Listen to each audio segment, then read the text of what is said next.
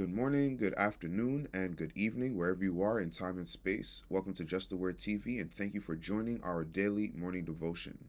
This channel is built on one mission to help you hear what God actually said, not tradition, and just the word. So, again, we've been going over Proverbs. We started a new chapter yesterday looking at Proverbs chapter 6, and we looked at verses 1 to 5. And we looked at Solomon and we read about Solomon and how he warns his son about the dangers of surety, making foolish financial pledges that trap you in someone else's debt. It is a warning against an external trap, a signature, a handshake, or a bad agreement. But as we move to verse 6, the focus shifts dramatically. Solomon turns his attention from the traps set by others to the traps we set for ourselves. He addresses the sluggard, the person who is lazy, passive, or prone to procrastination. While debt is a heavy burden, the lack of discipline is a silent killer of potential. We often think our lives are shaped by big events, but this passage teaches us that our future is actually shaped by our daily habits. Just as a foolish signature can ruin your finances, a lack of preparation can ruin your destiny. So, we'll look at the wisdom that God offers in one of the smallest creations that is here on earth, right? So what we're going to be learning, or what it is that we're going to be learning from, is an ant, right? So let's look at verse 6, because after verse 5, Solomon immediately goes to, learn from the ant. Go to the ant, thou sluggard, consider her ways and be wise. So Solomon tells us to look down. He points to the ant, a tiny, fragile creature that possesses a wisdom many strong humans lack. The ant does not complain about its size or lack of power. Instead, it is defined by constant, steady motion. The spiritual lesson here is that wisdom is practical. It isn't just about high minded theology, it's about what you do with your hands and your time. If you feel stuck in your spiritual walk or your career, consider her ways. Success usually isn't a giant leap, it is the result of small, consistent steps taken every single day. So, it's not about how much spirit that you feel like you know. It's not about how much theological material that you think you know. It's about what you can actually do and apply to it. It's not. It's what you can take that theological thinking or mindset and now apply it practically in your daily life, right? Wisdom is absolutely practical, and the more that we go into the spirit when it comes to wisdom, the less that we get to benefit from wisdom itself, because wisdom requires us to take action, and without taking action we don't get to fully understand and actually partake in godly wisdom. So that's the first thing we need to understand. It's not about yes, it's a mindset that needs to be prepared, but if you just constantly just if you stay stuck in the mind, nothing will ever happen. Right? You can constantly have thoughts of success in your mind, constantly have thoughts of building a character in God in your mind. But if you're not actually taking the actions necessary to build that character, to build that mindset, nothing will happen. So let's move to verse 7. Which having no guide, overseer, or ruler. So this is another characteristic of the ant. There is no manager shouting orders. There is no whip cracking overseer. The ant works because it has an internal drive. In our spiritual lives, this is the mark of maturity. A child needs a parent to tell them to clean their room or to do their homework. But a mature believer doesn't need a crisis to make them pray. They don't need a pastor constantly checking up on them to make them read the word. True discipline is self discipline. It is the ability to do the right thing when no one is watching and no one is forcing you. Next, looking at verse 8, where it says, provided her meat in the summer and gathereth her food in the harvest. So, this shows us that the ant understands the seasons. It knows that summer, the time of ease and abundance, does not last forever. Winter is coming. Therefore, the ant works hard when the sun is shining so it can survive when the cold sets in. And this is a principle of stewardship. When life is going well, when you have health, a job, and energy, that is not the time to coast. That is the time to build. We must store up the word of God in our hearts during the good times so that we have a reservoir of faith to draw from when the storms of life hit. And now we're going to be going into the danger of the sluggard. So that's going to be described from verses 9 to 11. And let's take a look at verse 9. How long How long wilt thou sleep, O sluggard? When wilt thou arise out of thy sleep? Solomon's tone shifts from observation to confrontation. He asks, how long? This isn't just about physical sleep, it is about passivity. It is about a refusal to engage with life. Many of us are sleeping on our potential. We sleep on the gifts gave us, waiting for a perfect time to start. But procrastination is a thief. It steals today's opportunities and borrows from today's joy. This verse is a loving but firm shake of the shoulder. Wake up. God has work for you to do. And now, verse 10. Yet a little sleep, a little slumber, a little folding of the hands to sleep. Notice the word little. No one decides to ruin their life all at once. No one says, I plan to be a failure. Instead, we say, I'll just rest a little longer. I'll start that project tomorrow. I'll pray later. The sluggard doesn't want to quit, he just wants to pause. But those small pauses accumulate. A little compromise here and a little laziness there eventually add up to a life of regret. The enemy of your destiny doesn't always come up as a giant, often he comes as a comfortable excuse. In verse 11, so shall thy poverty come as one that travelleth, and thy want as an armed man. And Solomon gives us two powerful images of how consequence arrives. First, as a traveler, it comes steadily and inevitably. You may not see the traveler at first, but step by step he is getting closer. Neglect guarantees arrival. And as an armed man, when the consequences finally arrive, they come with force. You cannot fight them off easily. Poverty here isn't limited to money. It can be a poverty of relationships, a poverty of spiritual depth, or a poverty of opportunity. When we neglect our responsibilities, the deficit eventually strikes hard, leaving us defenseless. So, the main question should be, right? How do we apply the wisdom of the ant to our modern lives? First, we have to build internal discipline. Stop waiting for motivation. Motivation is a feeling, discipline is a choice. Motivation is a feeling that is fleeting, right? One day you're going to feel motivated, the next day you're going to feel down in the dumps, right? Because motivation is emotional, motivation is a feeling. Discipline, however, is more of a skill set. Discipline is something that you can rely on no matter how you're feeling in that particular sense. That's the wonderful thing about God's wisdom.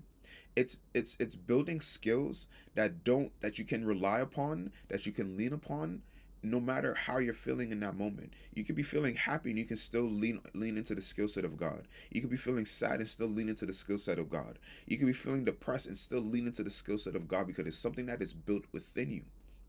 It is built within you through discipline, through consistency, right? Next, prepare before trouble arrives. If you are in a summer season, use it to grow. Strengthen your prayer life now. Save your money now and build your skills now. Prepare for a time, and this is going to be my next step, right? I'm going to make sure that in the season that God is going to the next season that God is going to give me opportunity to grow, make sure that I prepare for a season where there might be a drought, right? As Ecclesiastes says, everything has its time, everything has its place under the sun, everything is basically fleeting at that particular time. So that means that that summer phase, that summer season is it's fleeting, it will go away. And what this is letting me know is that when things are going good, when things start to go good again, that I'm going to start to use that opportunity to strengthen myself, right? To strengthen myself, use the resources that have been provided to me to start to strengthen myself in all aspects of my life. Next, stop delaying. Identify the one thing you have been putting off, whether it's a conversation, a project, or a spiritual commitment, and do it today. One of the things that you can do to stop your delaying, because that's the one of the things I had to struggle with.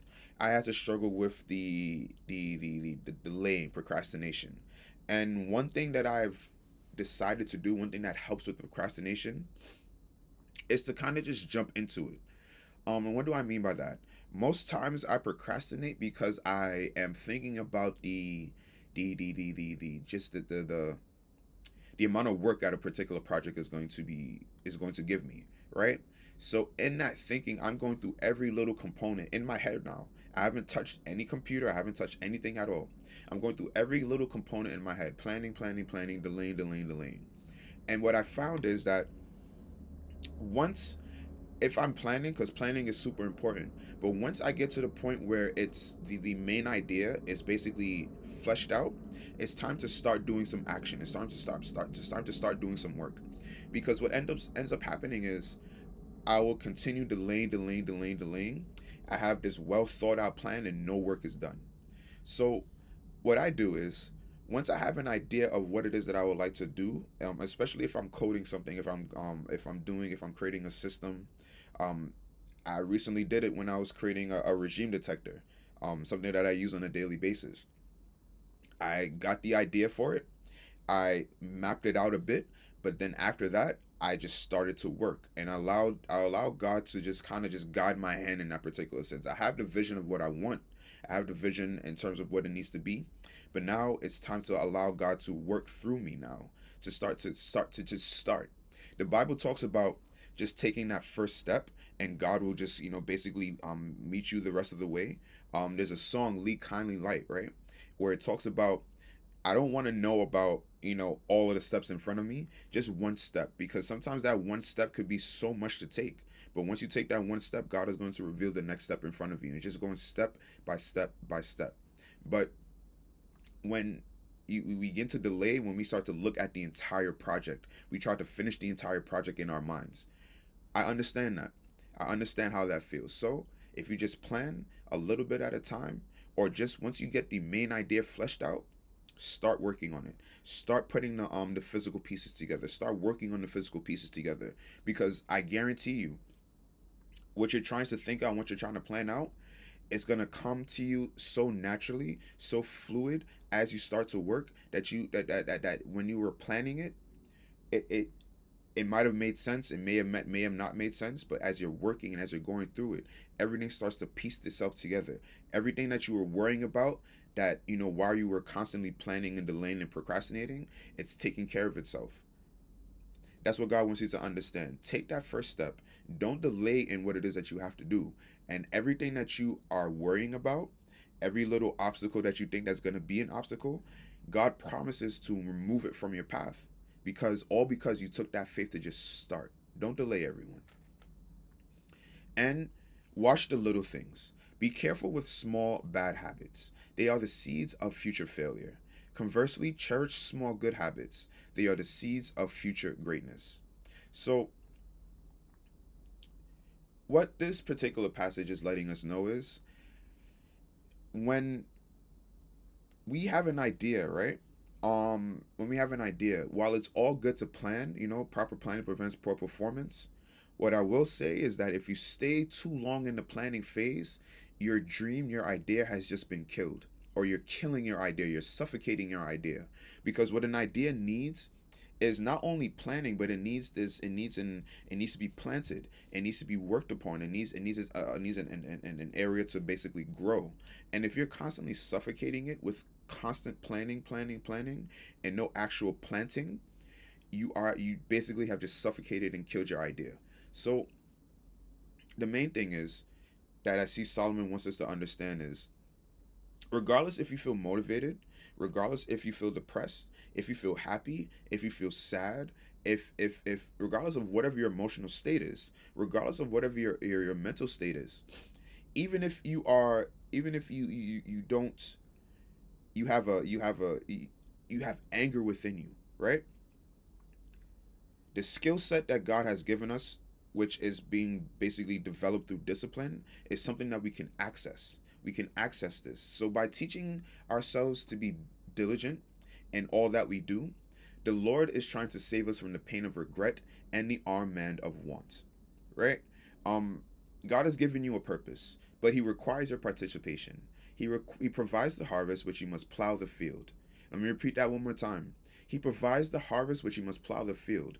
Meaning this, God has already provided, right? We need to go into the mindset of this. God has already provided. Therefore, All I must do now, I must do my part. I must plow the field. I must do the work. Meaning that I can't just sit here and just start and just keep planning, and not putting any action to it. I must plow the field. I must do the work, right? Because in order for me to find the harvest, in order for me to find what God has basically planted and what God has been growing, I have to go and look. I have to seek and find. I have to do the work. I have to do the work. I have to do the work, right? So understand that whatever it is that you're looking for, God has already provided. That is the mindset that you need to work out of. This is the mindset that I believe that Proverbs is trying to teach us. That whatever you asked of God in his character, in his name, it's already been provided for you. But it requires that you go and you seek it. It requires that you take the time and that you be like the ants and continue and have the diligence, have the consistency. Have that consistency. Be consistent in your actions. Be consistent in what you're doing, right? All of this so that we can shake off this dust of procrastination, so that we can rise from the slumber of passivity. And let us be like the ants. Let us walk in wisdom, working with diligence and trust, knowing that our labor in the Lord is never in vain. So I hope that we were able to gain some type of insight in terms of why it's important to make sure that we remain diligent.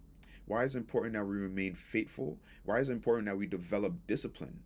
Why is it important that we develop consistency in our lives? Because when it comes down to it, when motivation fails, diligence steps in, discipline steps in, consistency steps in. When happiness, or because happiness is fleeting, right? When happiness in doing whatever you're doing that fails, that basically goes away. It's discipline and consistency that's gonna keep you in the fight. When when you're feeling angry, when a particular situation has you feeling sad, or when you've been going through it, you've been going through the obstacles, going through the trials and tribulations, right? It's it's not an emotional feeling that's going to keep you there. It's going to be the discipline and the consistency that you have been developing. At the root of all of it, it's going to be consistency and discipline to stick with it. And understanding that when you stick with it, you're going to develop that wisdom. And I hope by now we understand that wisdom is not this practice, not this theological thing that we're dealing with. This is practical, actual, living on earth, pieces of wisdom, pieces of stewardship, resources that we have in order to live on this earth. So until next time, everyone, I ask that you stay grounded. I ask that you stay humbled, and above all else, stay aligned with just the word. Thank you.